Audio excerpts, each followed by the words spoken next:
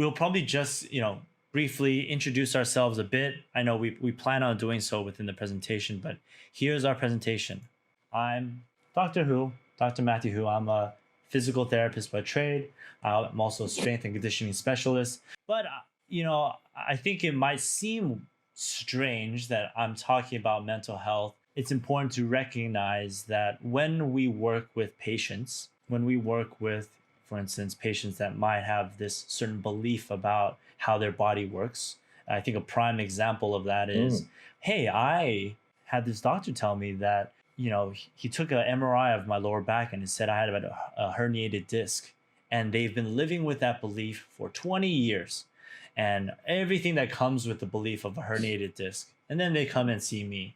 And, there's updated evidence now saying that the disc is not, and imaging in general is not an indicator of the actual cause of pain. We have to determine that clinically. So there's a lot of nuance in how I approach treatment on maybe the cognitive behavioral front, helping them reframe and better understand things so that they could make positive changes in their physical health. So we do have to consider mental health always as any healthcare provider, regardless of what discipline it is. They're always intertwined. And, while it might not be my primary discipline, I just want to say, hey, it is something that I care about a lot. And it's just going to be offering my perspective as a physical therapist and working in esports and seeing some trends over 6 years now across multiple teams. And I guess, Dan, you can introduce yourself. Yeah, g'day everyone. So my name is Daniel. So I'm a clinical psychologist from, as Matt said, Perth in Australia. So I've been a clin psych now for about 7 years. I sort of tended to specialise in behavioural sleep medicine, and that's something I'm very passionate about. But then I've been working in esports for about the last 3 or 4 years, and I work in a research group as well. I work with some teams here in Australia and some teams that Matt works with as well. And yeah, no, it's just good to be here. Yeah, so Daniel's going to be primarily leading this discussion as the clinical psych, but doesn't mean I'm not going to be present at all. But here are the topics that we're planning on discussing today. I think as a key goal of ours, we want to definitely identify what mental health is from the perspective of a clinical psych and myself. How do we address prevention, and how do we think about healthcare from the preventative, or mental health care from the preventative perspective? And then we're going to offer some solutions to questions that we get commonly, whether it be through our work in esports specifically, or just in our interim working with Voltaic community or on Twitter or just in the sub communities that we support. So we will leave opportunity for you guys to ask questions. So, feel free to raise your hand every now and then. If you have a question, you can raise your hand, type it in the chat. And, if we want to take a pause, we will. So you can go ahead and take it away. Oh, yeah. I mean, I guess I can describe this part, because we are 1 HP, by the way, if you guys don't know. And we're just this group of healthcare providers now fully stacked. We have a full stack of healthcare providers. From physical therapists to chiros to sleep specialists to clinical psychologists and registered dietitians. Although we do need to add, I guess, a standing physician that will, maybe complete the team there. And so, Daniel, if you don't mind taking it away, you can chat. You can help them understand what Rafiki believes is mental health.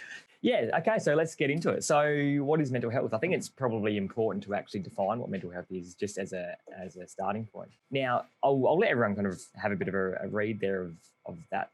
That's from the World Health Organization as well. So that's their definition of mental health. But the two, I suppose, the reason I've highlighted the state of well-being, the reason I've highlighted that part is because that's probably the most important part, in my opinion, about that entire statement, because it's a state, right? So mental health is dynamic, it's fluid, it fluctuates.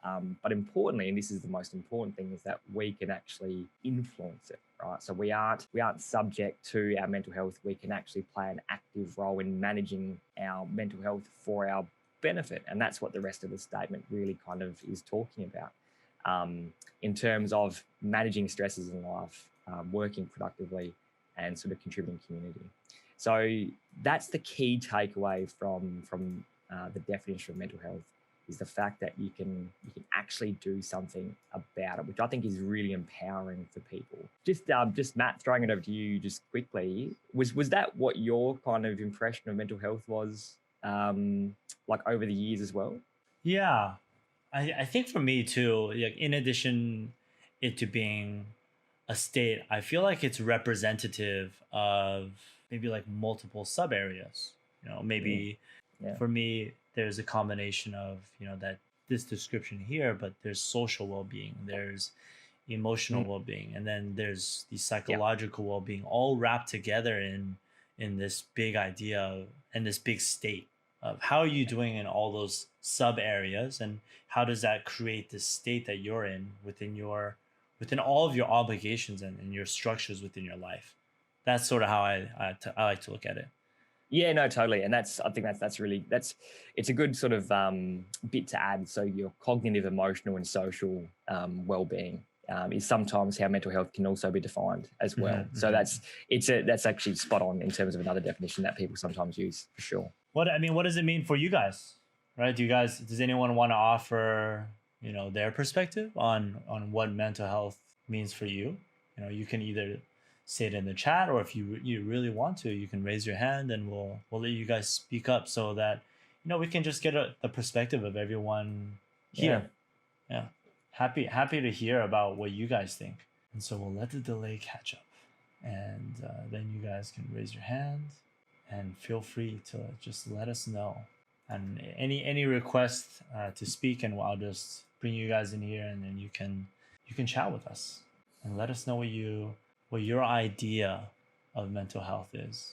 So, and in the meantime, I do see some questions about physical health. Like I said, I will do my best to answer those at the end of this.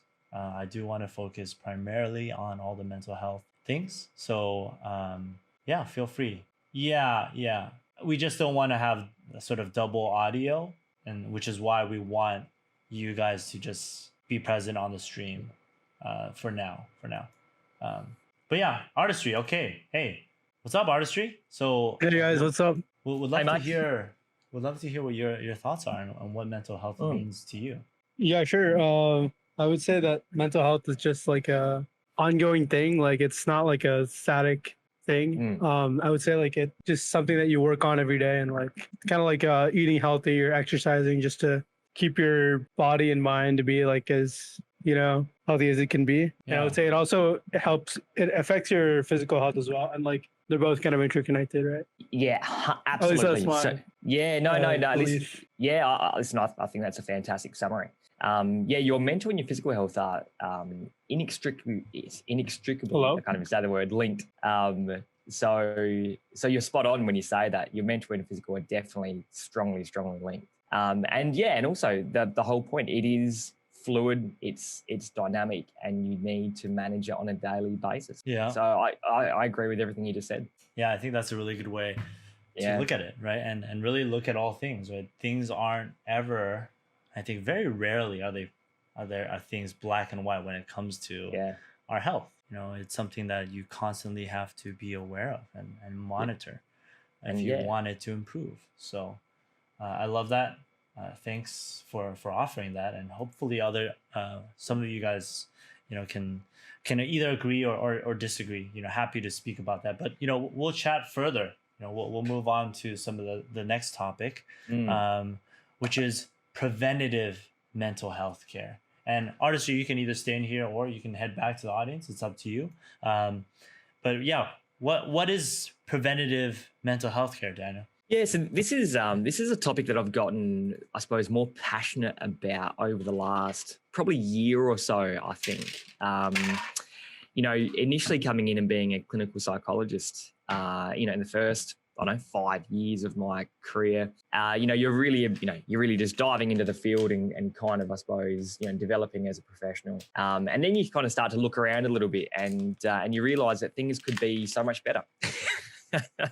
Yeah. And one of the things that I realized about, well, definitely here in Australia, now it could be very different elsewhere in the world. I'd love to hear if it was different in other parts of the world, but certainly here in Australia, the healthcare system is super reactive. So it's like we wait for problems and then we try and fix them. And to me, that just makes zero sense, right? So preventative physical healthcare, once again, here in Australia, rather than elsewhere in the world, is done poorly, right? But there is some parts to the healthcare system that does focus on preventative physical healthcare. And I'll just put there in brackets, to check out Matt's Twitter, because he's got some great examples of it being done well. But preventative mental healthcare is basically non-existent. So physical healthcare done poorly, preventative mental health care is just basically just not even a thing. Even from a research perspective, it doesn't receive that much attention. So this is a real problem, I think, in society, is that we don't actually focus on this. We just react rather than be proactive.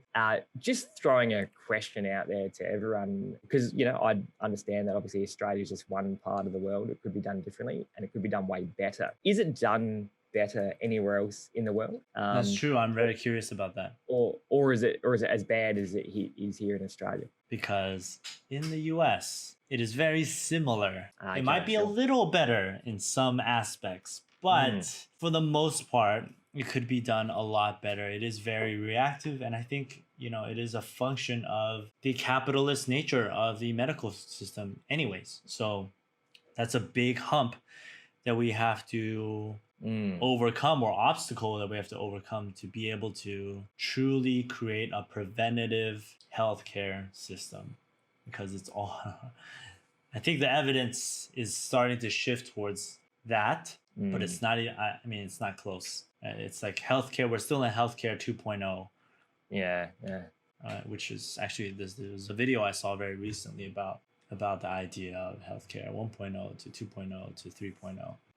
Similar-ish discussion. But, curious, do you guys have any thoughts on based on where you guys are, how do you guys feel that the mental health care and maybe physical health care is handled? And just maybe let us know in the chat, or again, if you want to raise your hand and let us know.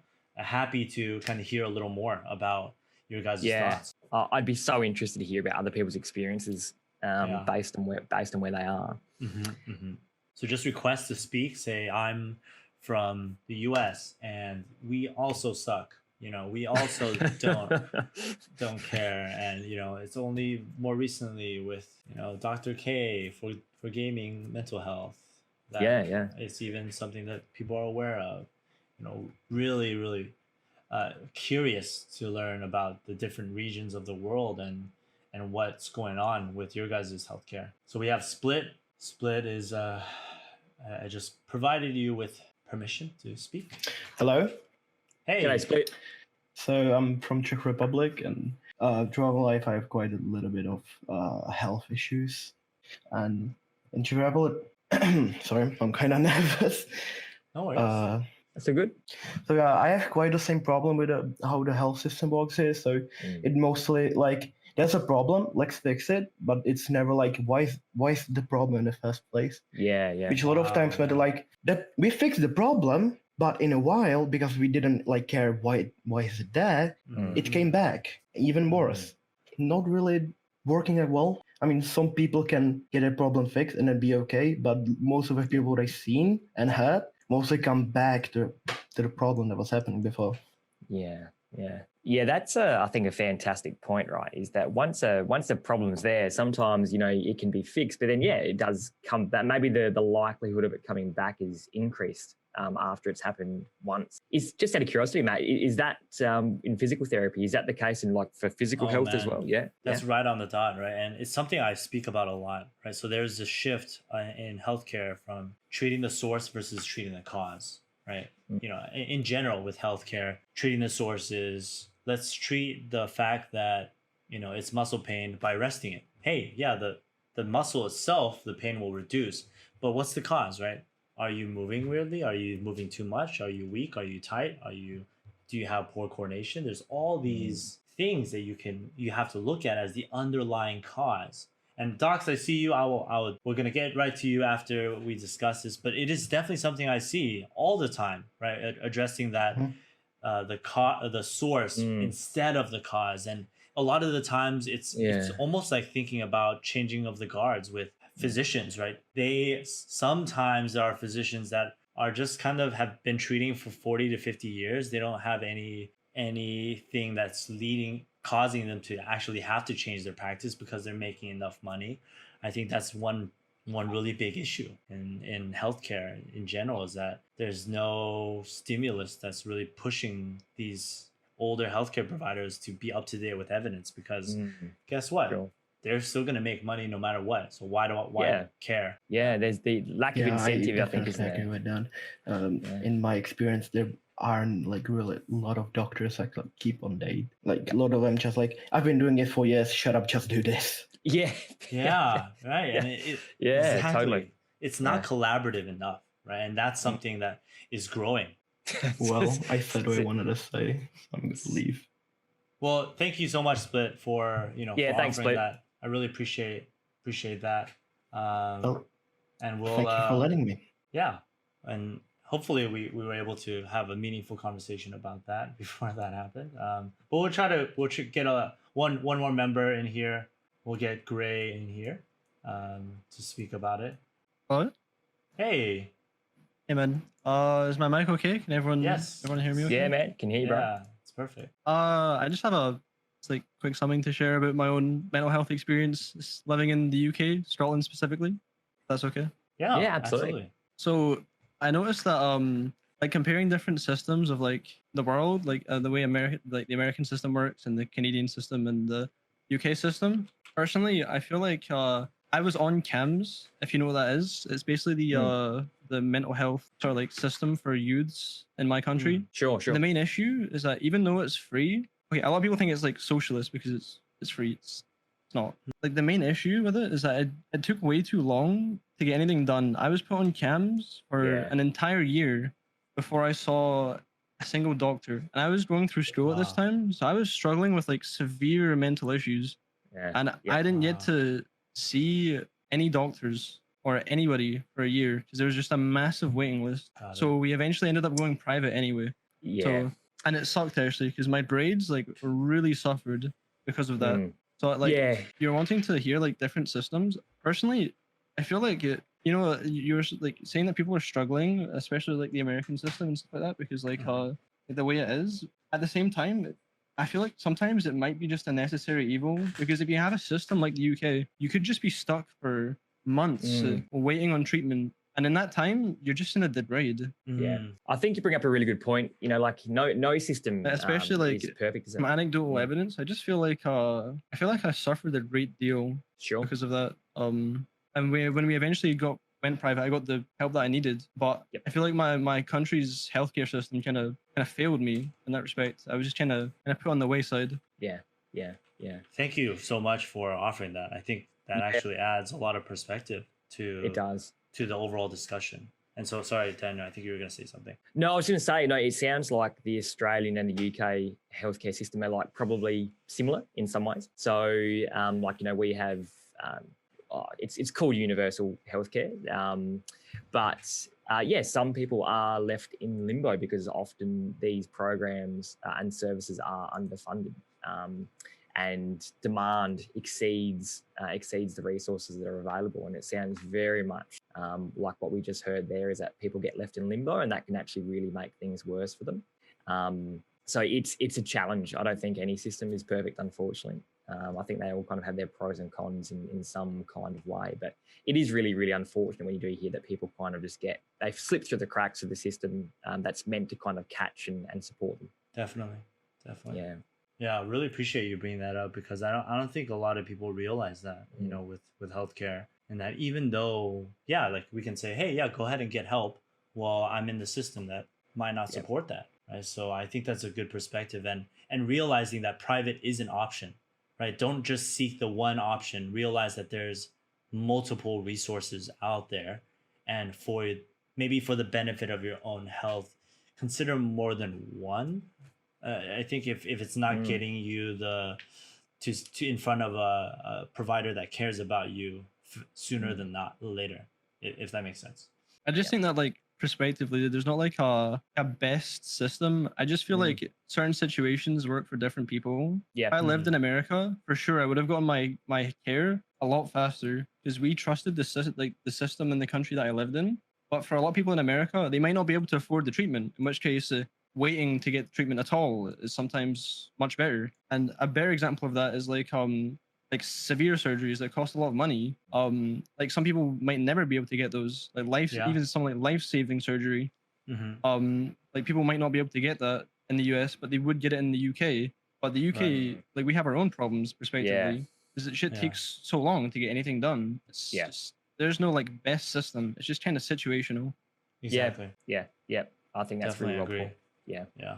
Thank you for that. That's some really valuable information for anyone.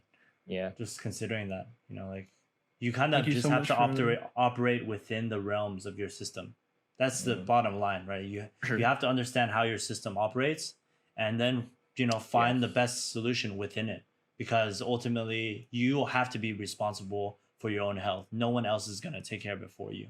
But yeah, thank you for that. I think that was such a great perspective to hear. Thank you, man. Appreciate it. And so we'll move on, right? Because I think the goal, what is supposed to be the goal with preventative healthcare, Daniel? Yeah, and I think just on that last point, right? So, you can't always rely on the system that we exist within, and that kind of means that we need to try and, as much as we possibly can, kind of take charge ourselves and kind of develop our own kind of personalized preventative mental health care plan. So this is something that I think everybody would benefit from. Even people who think, that things are going along pretty well. Even for them, it's a good idea. So the whole point is to promote and optimize mental well-being, and also trying to reduce the incidence and the intensity and the recurrence of mental health issues that people might experience, right? So it's like a two-pronged attack. The first helps to prevent the second. Now, it's not saying that even if you have a great preventative mental health care plan, you're doing everything right. Of course, you can still have a very difficult time in life. There are always going to be things that we can't predict, but you can absolutely try and reduce the impact that it has on you, or the frequency, or whatever it might be. So I've just put up a reading for people if they are interested in terms of reading a little bit more about preventative healthcare. So we can link this, I think, can't we, Matt, to in the system somewhere? Yeah. I'll link that. I'll link it in the chat. But I definitely agree, right? Like pretty strongly about this idea. And I think it also comes in the realm of physical health. What I see is that, hey, we go to the dentist every year to take care of our teeth, but we don't go regularly for a movement checkup to see how well we move, even though we're sitting all the time and not moving. And then likewise, we are undergoing all these different changes in how technology and how social media affects our mental health. And yet there's nothing that's changed system-wise to say that, hey, are you guys handling or coping well with these changes in technology? Is it maybe a good idea for us to preemptively seek out support so we learn coping mechanisms, so we learn how to deal with these expected changes?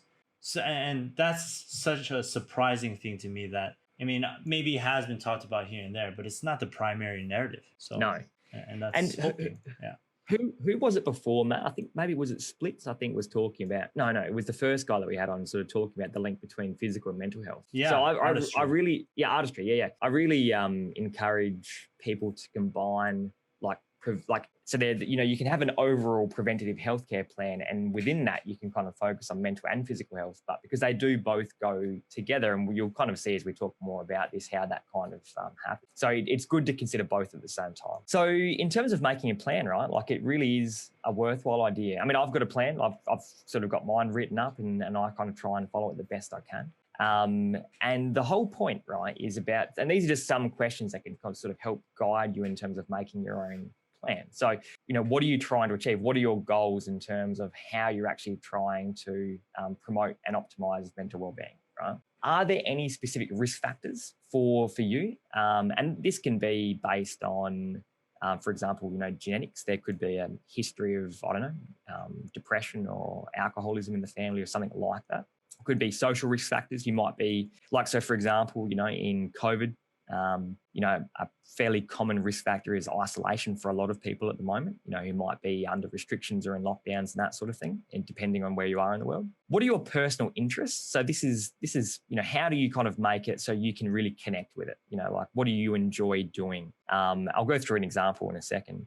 Are there any threats to your goals? So, we all actually experience different threats to our goals that can kind of, I suppose, undermine or destabilize our attempts to actually achieve our goals, and how you're going to track and measure progress, right? So these are all different things to kind of consider.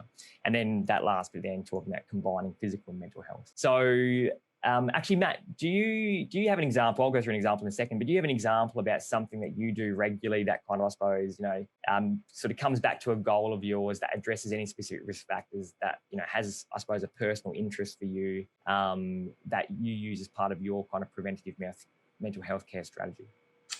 Yeah. So for me, I think a big value of mine is family.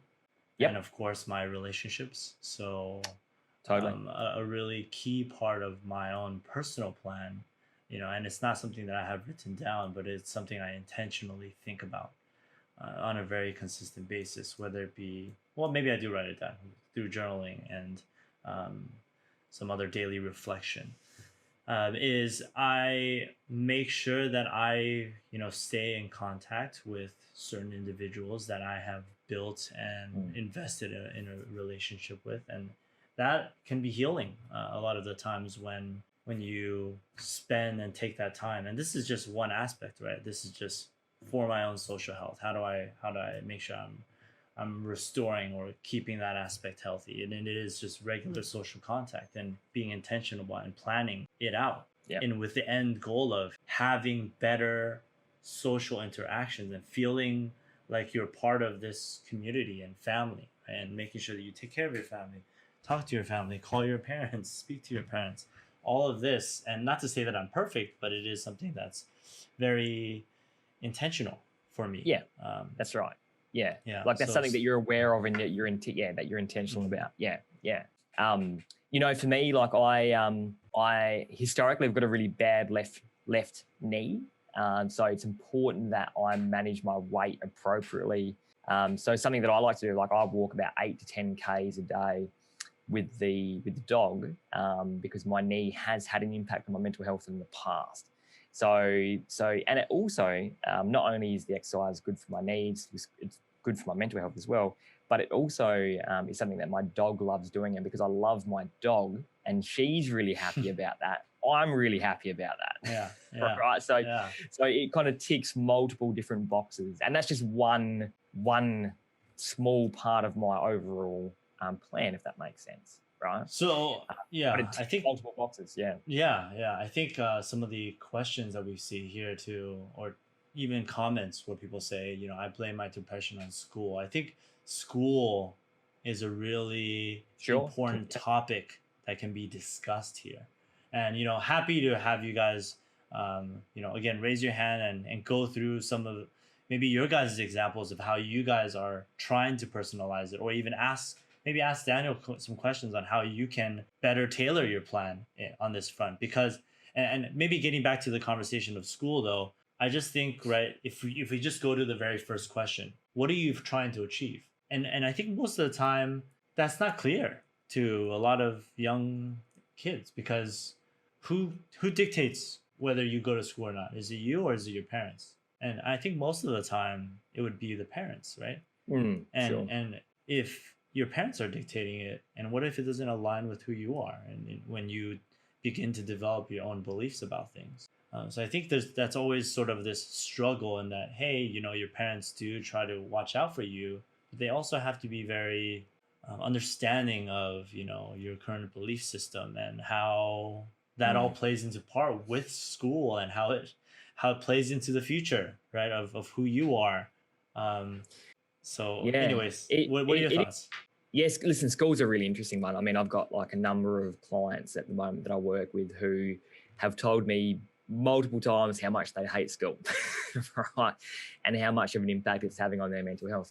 And, you know, for some people, you know, it's not about trying to make them love school, because they probably never will, but it might just be about trying to make it more tolerable, so that they can get through, you know, I suppose, as, you know, unscathed as possible, if that makes sense. You know, so sometimes trying to modify goals to be a bit more realistic. It's like, yeah, you listen, you'll never love school, but how do we just make it a little bit more bearable for you? Right. Sometimes it's a matter of that for some people. And So- that's most people, that's a bit more of a realistic sell as well. Because if you say to someone, "Oh, listen, I'm sure we can help you really enjoy school," you know, a lot of people are gonna just laugh in your face. Yeah, exactly. By the end of this, you're gonna love school. Love school. Yeah, right. And they're just laughing at you as they walk out the door. Yeah, it's not Magic School Bus here. Okay, so Yeah, that's right. don't forget to like, comment, and subscribe. And if you need individualized coaching for your injuries, sleep, exercise, or nutrition, you can check out our Patreon. And of course, you can catch us live on YouTube or Twitch. Play more, hurt less.